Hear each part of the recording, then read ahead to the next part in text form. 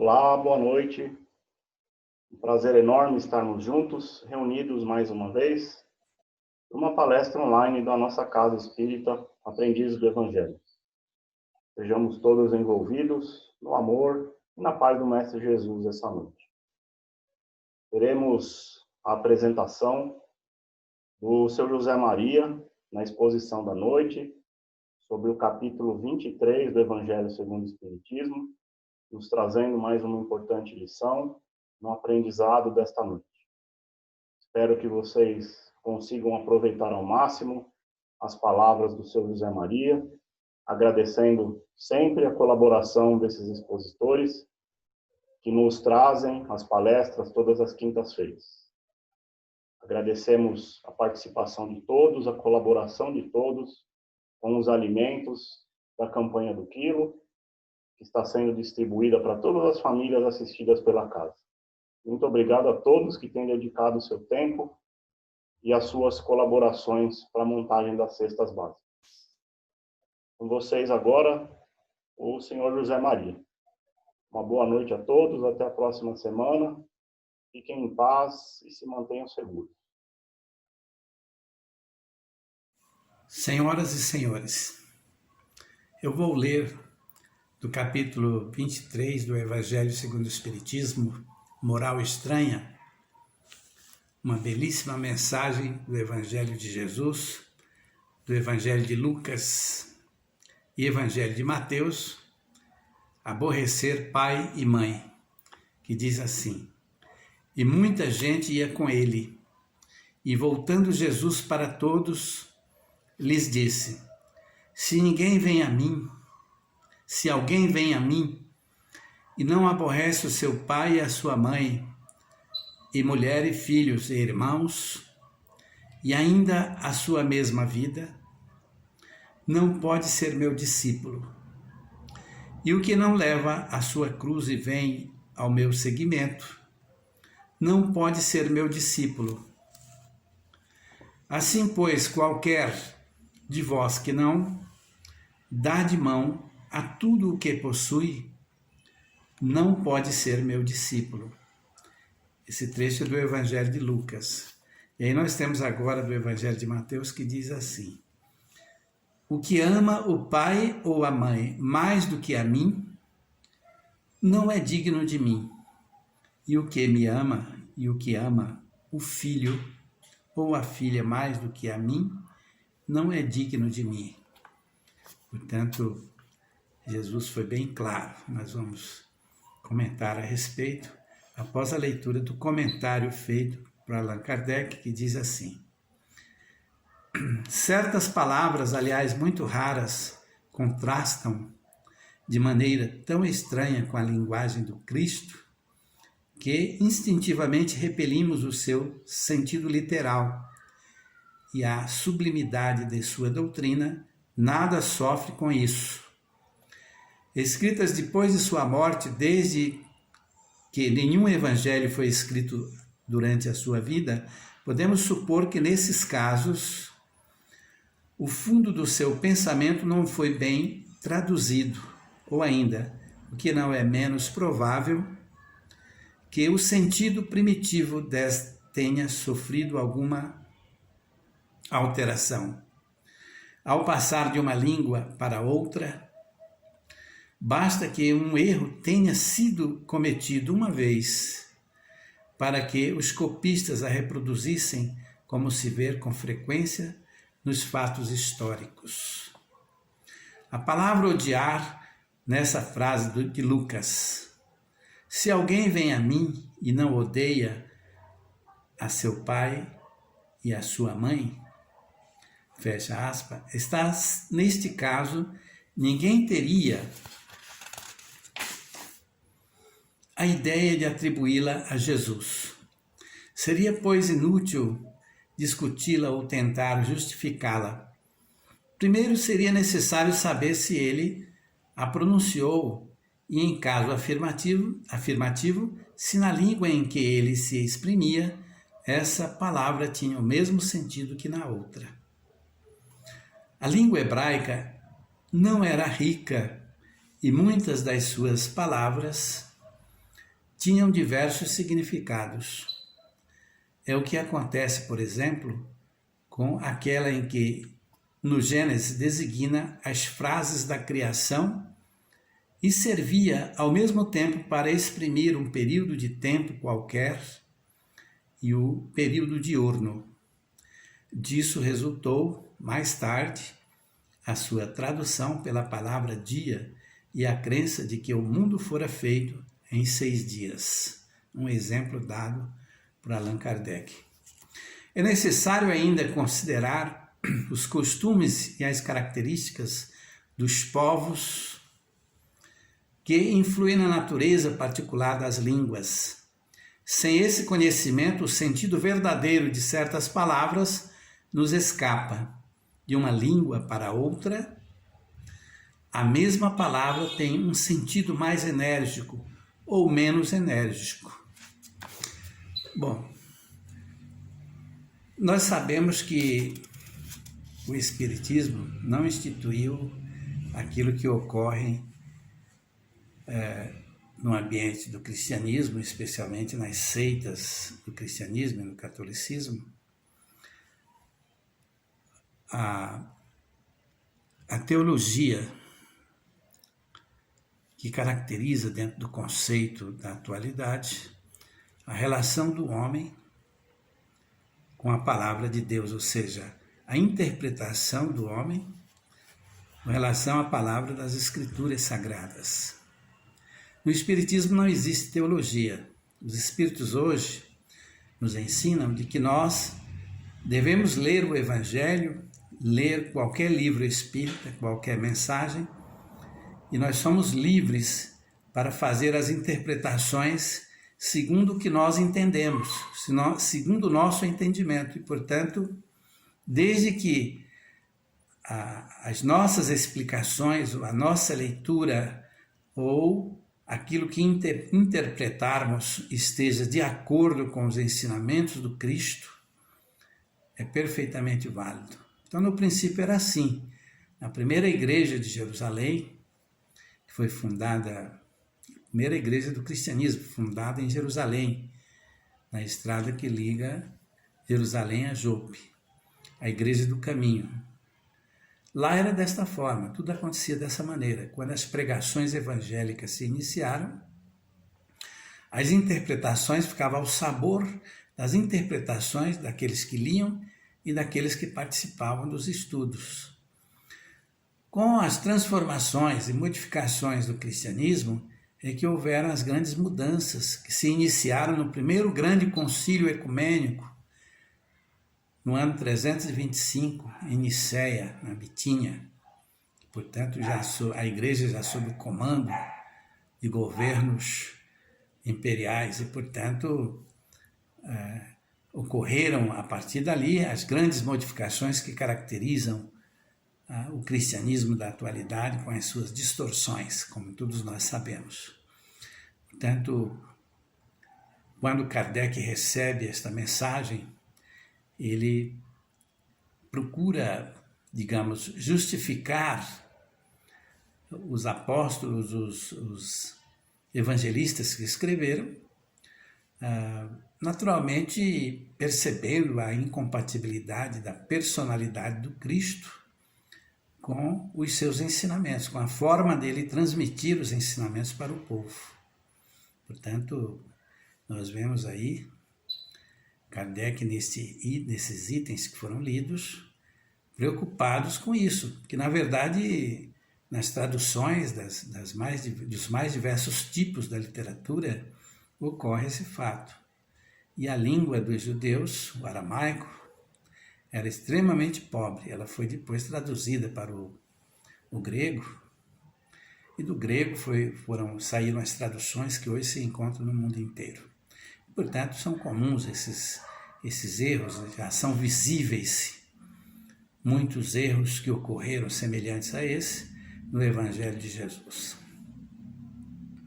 No entanto, no tempo de Kardec, nós não tínhamos tantas informações, temos que admitir isso, como nós temos hoje através de médiuns confiáveis como Francisco Cândido Xavier, que nos trouxe mensagens, que nos trouxe livros, que nos trouxe informações e exemplos de entidades muito elevadas que se encarregam de nos instruir, de dar continuidade às instruções iniciadas com Allan Kardec há cerca de 160 anos passados na França. E hoje os espíritos nos dizem que é muito bom o espiritismo não ter a teologia. Então, qualquer um de nós pode interpretar. Então, é interessante tomarmos um trecho do Evangelho, uma doutrina evangélica, lermos e estarmos seguros de que nós poderemos fazer as interpretações que desejarmos. Então, isso é muito bom, isto é maravilhoso, isso é um dos fatores que fazem com que venhamos a reviver a prática do cristianismo nascente da primeira igreja, que era a Igreja do Caminho, fundada em Jerusalém. E depois a segunda igreja, Antioquia da Síria, e as outras igrejas que foram fundadas a partir das igrejas da ilha de Chipre, que se estenderam por 30 anos consecutivos, quando Paulo de Tarso, então, funda as chamadas igrejas domésticas, por 30 anos consecutivos. Nós sabemos que o cristianismo se manteve tal como nos primórdios, tal como nos primeiros dias do apostolado após a morte de Jesus, por 3 séculos consecutivos. E somente a partir do ano 321 é que houveram as modificações que culminaram em mais de 1000 modificações até 1870. E, portanto, configurando o cristianismo que nós conhecemos hoje através do catolicismo. Portanto, nós temos algo muito interessante que podemos comentar aqui sobre esses ensinamentos de Jesus, já que somos livres para fazer as interpretações. Hoje, na modernidade, nos dias em que houve uma explosão demográfica muito grande em todo o mundo, onde os costumes se modificaram em função da evolução da pesquisa científica, em função das invenções para satisfazer as necessidades supérfluas do homem e as necessidades básicas, essencialmente, como nos ensinam os espíritos, que é mais do que essencial, nós temos essa liberdade que havia apenas no princípio.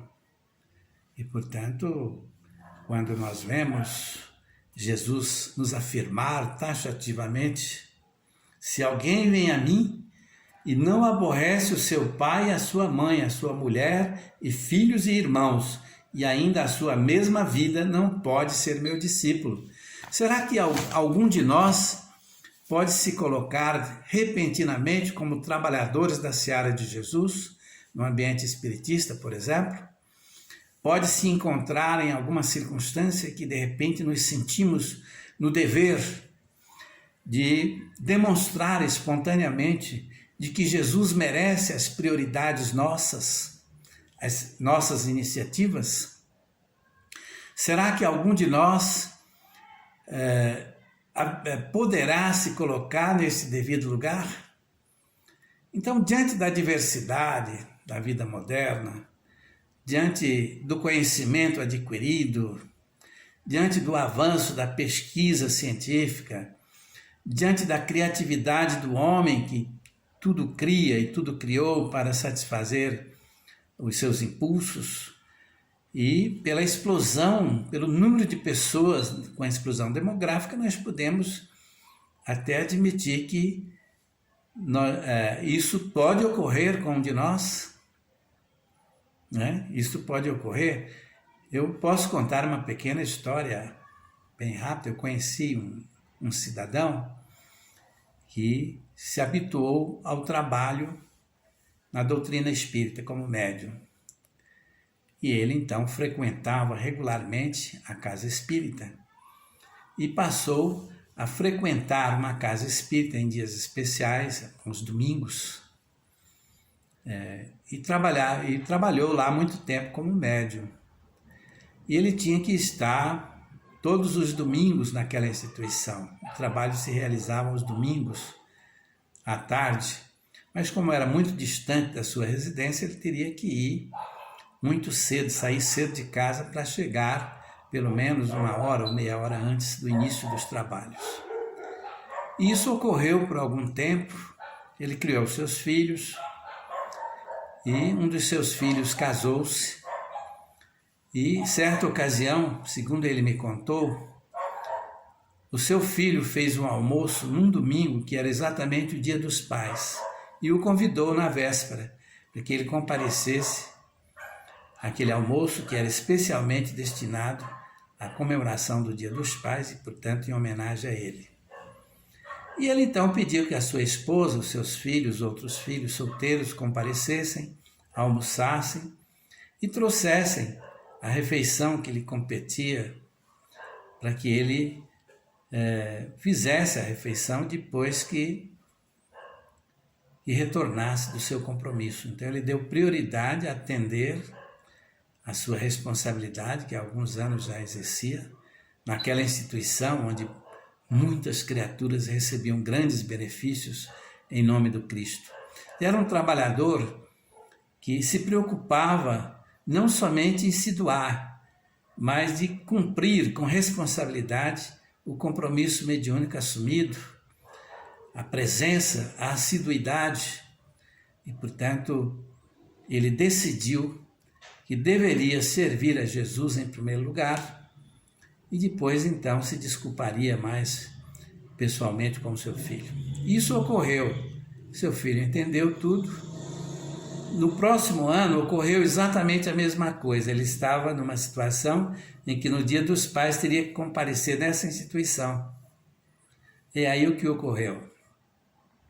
Seu filho preparou o almoço sem lhe avisar antes, achando que naturalmente ele teria superado aquele problema, que não iria ocorrer, não acreditava talvez que ocorresse, e o convidou.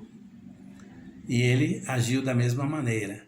E o seu filho, como não era espírita, apesar de conhecer muito bem o seu pai, simplesmente ele falou que não iria jamais fazer almoço no Dia dos Pais, devido à conduta do seu pai que ele não aprovava. Então ele não compreendeu a situação, então o seu pai colocou-se, creio eu, podemos admitir, no lugar desse cidadão que aborreceu o seu filho em favor do Cristo. Portanto, nós temos muitas circunstâncias em que nós nos envolvemos e que podemos perfeitamente coadunar com esta narrativa. Nós temos aqui, no segundo item, que é do Evangelho de Mateus, que diz o seguinte: o que ama o pai ou a mãe mais do que a mim, não é digno de mim. E o que ama o filho ou a filha mais do que a mim, não é digno de mim. Hoje nós temos tantos ensinamentos de grande importância sobre a família, onde nós podemos perfeitamente conectar esses ensinamentos com esse trecho belíssimo do Evangelho de Jesus. E até admitirmos que Jesus estava certo, ele precisaria ter deixado de forma clara a responsabilidade que cada um de nós, como cristão, deve assumir no ambiente cristão, no ambiente espiritista. Nós sabemos que no futuro o espiritismo, como é uma instituição em evolução, ela vai abrigar um número muito maior de pessoas que naturalmente têm uma consciência maior do que se tem hoje sobre a responsabilidade que assumimos na casa espírita. Portanto, Jesus enfatizou com bastante propriedade, com bastante clareza, para um povo que precisaria ouvir naturalmente desta forma, a fim de que eles tivessem uma consciência ampla do grau de responsabilidade. Mas não temos que nos esquecer, não devemos nos esquecer de que o Evangelho foi feito naqueles tempos porém para todos os tempos futuros. Então as interpretações podem variar com o tempo e as circunstâncias podem serem adaptadas a qualquer época. Então a forma espontânea do Cristo, a forma desassombrada, portanto, em que ele nos deixa as suas mensagens, é algo extraordinário. São textos antigos, que podem perfeitamente serem colocados em fatores da atualidade, que se coadunam, portanto, com os mesmos fatores essenciais no trabalho que assumimos com responsabilidade e, no nosso caso, especialmente para o Cristo. Então, o homem, aos poucos, vai começando a entender a importância de seguir verdadeiramente a Jesus. Nós conhecemos pessoas no ambiente espírita que ainda não têm esta consciência, evidentemente, não são trabalhadores efetivos ainda, já se iniciaram na casa espírita, já frequentam o centro espírita, já estudam a doutrina espírita e muitos não conseguem, digamos, adquirir a consciência plena da responsabilidade imensa que nós colocamos sobre os nossos ombros. Ora, se nós, como seres da terra, criaturas do dia a dia, nos sentimos felizes quando alguém nos presta um serviço, quando alguém colabora conosco, quando alguém ao nosso lado faz isso ou aquilo por nós em determinadas circunstâncias, observamos a conduta desta criatura, o seu grau de responsabilidade, o seu grau de honestidade, a sua, digamos, dedicação àquela atividade assumida, e nos sentimos felizes quando observamos um grau de consciência e responsabilidade de alguém que nos serve e que merece a nossa confiança.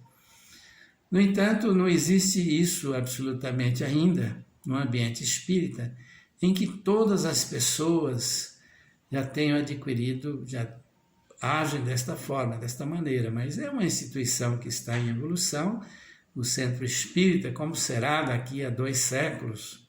Nós nem imaginamos hoje como será a consciência do espiritista daqui a todo esse tempo.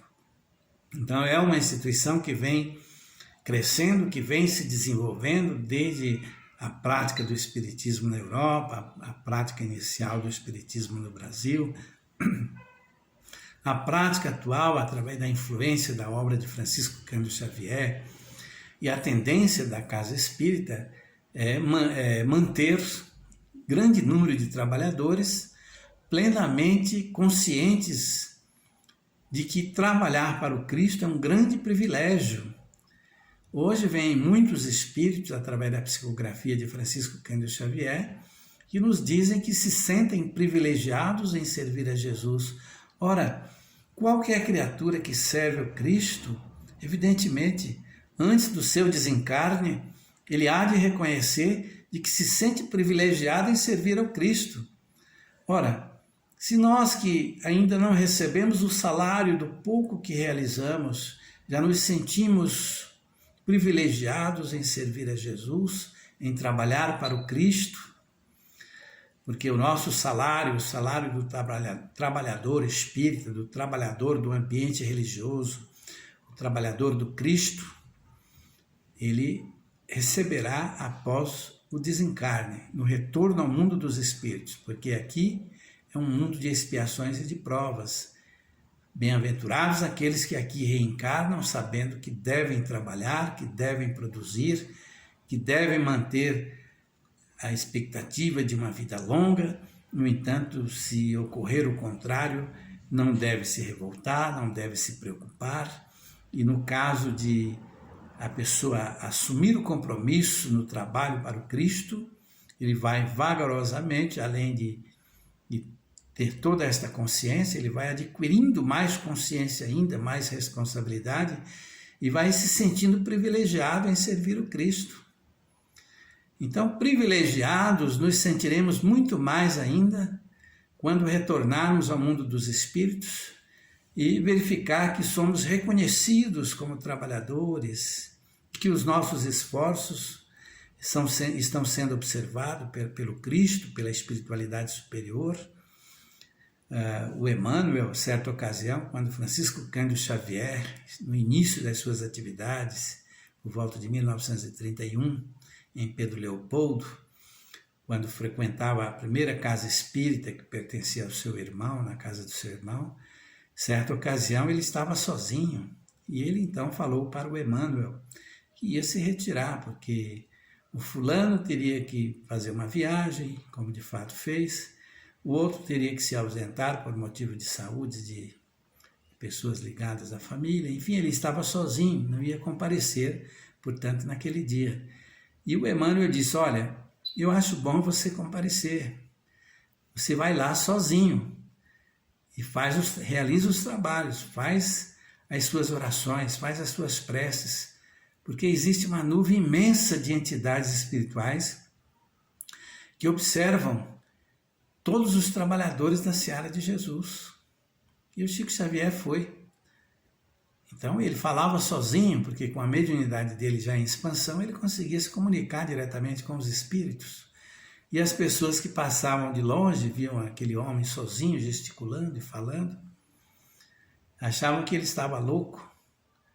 A verdade é que o próprio Francisco Cândido Xavier depois notificou, está em alguns livros essa história, de que ele enxergou, durante o seu trabalho, uma quantidade imensa de óleos espirituais que o observavam. Quer dizer, todos nós, não somente Francisco Cândido Xavier, todos nós estamos sendo acompanhados pela espiritualidade. O grau de responsabilidade é fundamental. A decisão de servir o Cristo verdadeiramente é algo que devemos sentir como se fosse uma obrigação semelhante ao nosso trabalho profissional, onde nós temos que ganhar o pão para nos mantermos, para criar os nossos filhos, manter a nossa família. E quantos de nós precisa ainda assinar o ponto, precisa fazer isso ou aquilo, a fim de que se sinta obrigado a comparecer naquele dia com hora marcada. Portanto, trabalhar para o Cristo é se dedicar ao Cristo em todos os sentidos. É renunciar. O ambiente de trabalho da casa espírita é um ambiente de renúncias.